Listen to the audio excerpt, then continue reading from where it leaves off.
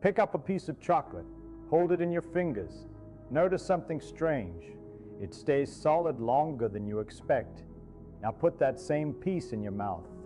It melts almost instantly. Most people think they already know why. Your mouth is warmer, body temperature, heat. And sure, those words are not wrong, but they are not answers. They are labels. Because if heat alone were the explanation, something doesn't add up. Your hands are warm too. They're alive. They have blood flowing through them. They sit just a few degrees cooler than your mouth. Not enough to explain the dramatic difference you feel. So why does chocolate collapse in your mouth but stubbornly resist melting in your hand? To understand this, we have to unlearn something very basic, something so familiar you've never questioned it. We have to unlearn how we think heat works. Let's start with an uncomfortable fact. You do not feel temperature. You feel energy transfer. When you touch something hot, you're not sensing heat sitting there. You're sensing energy flowing into your skin. And when something melts, it doesn't melt because it is warm enough. It melts because energy is being delivered fast enough. That distinction matters more than you think. Now think about your hand. Your skin is designed to protect you from energy transfer. It is dry, it has oils, it has air trapped between ridges. It is evolved to slow heat exchange so you don't constantly burn or freeze. Your hand is not an efficient heat conductor. It is a barrier. Your mouth, on the other hand, is the opposite. Inside your mouth is moisture, saliva, a thin film of water constantly moving, soft tissue filled with blood vessels right near the surface. Your mouth is built to exchange energy quickly. That alone already tilts the game. But we're not done.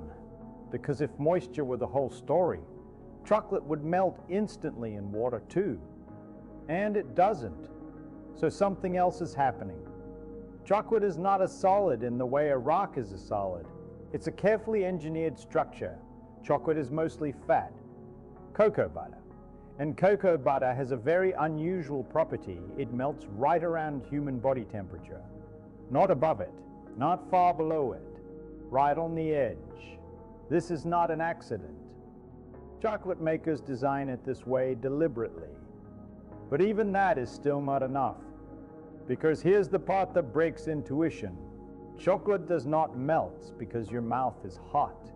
Chocolate melts because your mouth destroys its structure. Chocolate is held together by microscopic fat crystals. Those crystals exist in a specific arrangement, one that is stable at room temperature but fragile. Your mouth attacks that structure in 3 ways at once. First, heat. Yes, temperature matters, but it's just the trigger. Second, moisture. Saliva does something subtle but devastating. It seeps into tiny imperfections in the chocolate and destabilizes the crystal lattice. Third, and this is the part almost no one talks about, pressure. When chocolate sits in your hand, it's just sitting there. When chocolate is in your mouth, your tongue presses it, your teeth move it, your jaw shifts. You are mechanically stressing the structure, and chocolate is extremely sensitive to stress. The moment those fat crystals are disrupted, the solid phase collapses. Once that happens, melting accelerates dramatically. This is why chocolate that barely melts in your fingers suddenly liquefies on your tongue. It's not just warmth, it's a coordinated assault. Now here's where intuition really starts to fail. Your mouth is not just warmer than your hand. In some ways, it is cooler. When chocolate melts in your mouth, it absorbs energy. Melting costs energy. It's called latent heat. That energy is taken from your mouth. Your mouth actually cools slightly during the process, and yet the melting continues, which tells you something important. The melting isn't driven by stored heat. It's driven by continuous energy delivery. Your mouth can keep supplying energy rapidly because blood flow replaces what's lost. Your hand cannot do this as efficiently at the surface. So the chocolate in your mouth lives in an environment where energy is constantly replenished. The chocolate in your hand does not. This is why the difference feels dramatic. Your intuition tells you temperature is a static number. Physics tells you it's a process. Heat is not something objects have. Heat is something that happens. Chocolate melts faster in your mouth because your mouth is a better machine for making heat happen. Better contact, better conduction, better energy flow, better structural disruption. Your hand, by contrast, is designed to minimize all of those things. And this brings us to the deeper point, the one Feynman would want you to notice. The world is not governed by simple labels like hot and cold. It is governed by mechanisms. We think we understand melting because we've seen it our entire lives. Ice melts, chocolate melts, butter melts, but what's really happening is a battle between structure and energy. And in your mouth, that battle is completely unfair. The chocolate never had a chance. This is not a story about taste. It's a story about how matter behaves when its hidden supports are taken away. And once you see that, you start noticing the same pattern everywhere.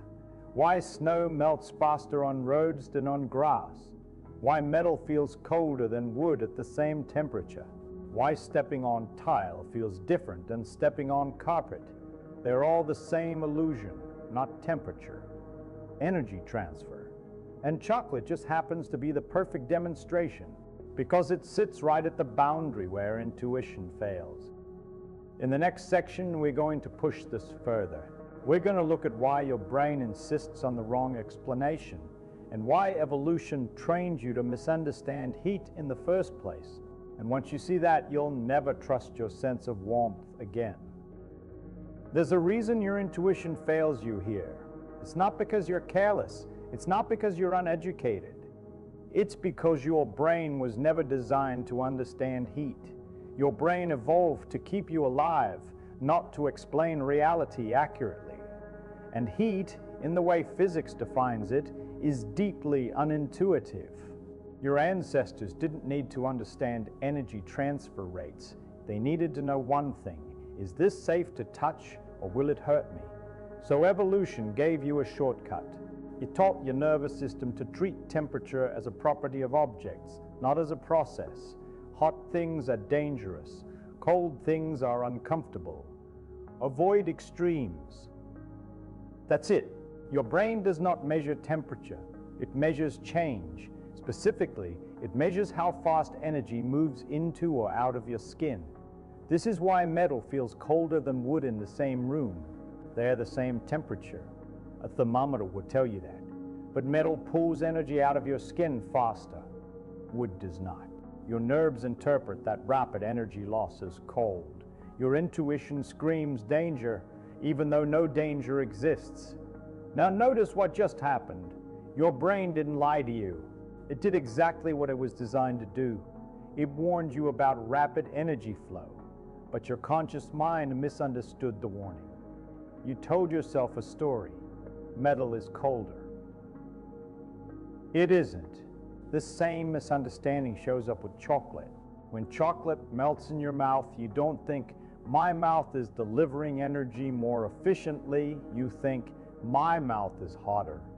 That story is wrong, but it's useful. It's fast, it's simple. It keeps you moving through the world without thinking too much. And that's the real problem.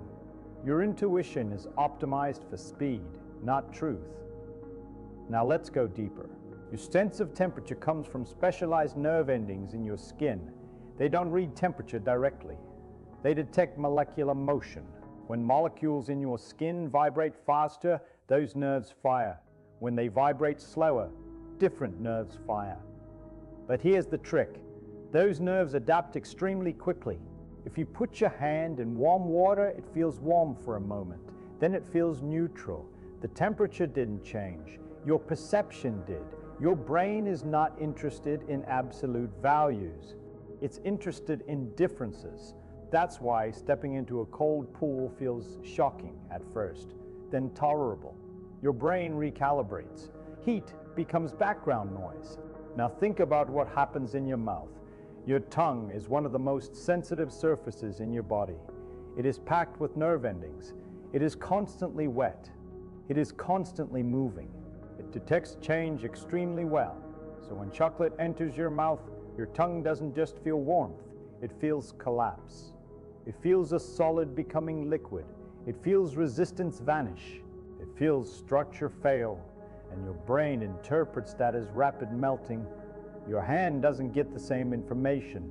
Your fingers feel pressure and texture, but not internal structural change.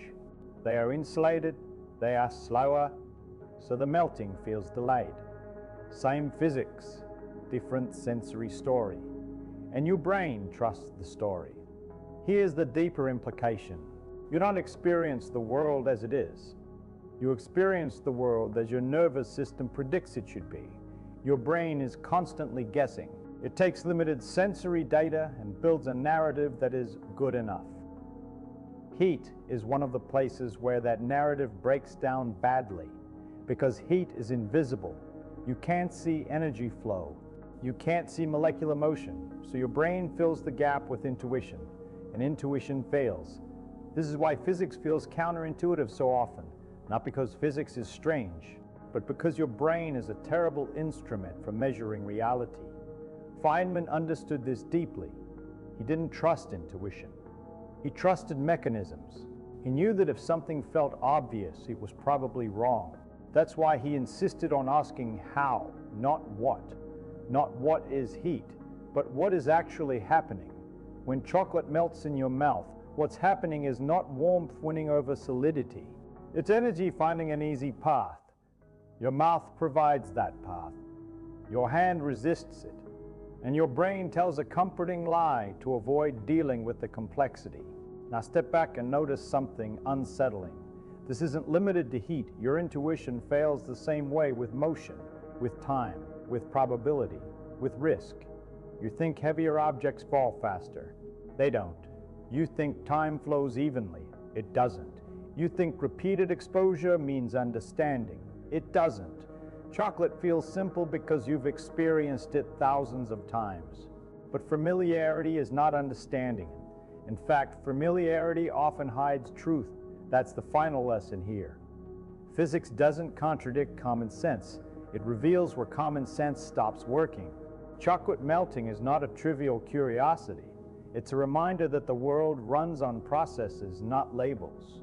And once you start seeing that, you stop asking shallow questions. You stop asking why things feel hot or cold. You start asking how energy moves, how structures fail, how systems exchange information. That shift changes everything, because the universe is not built for intuition.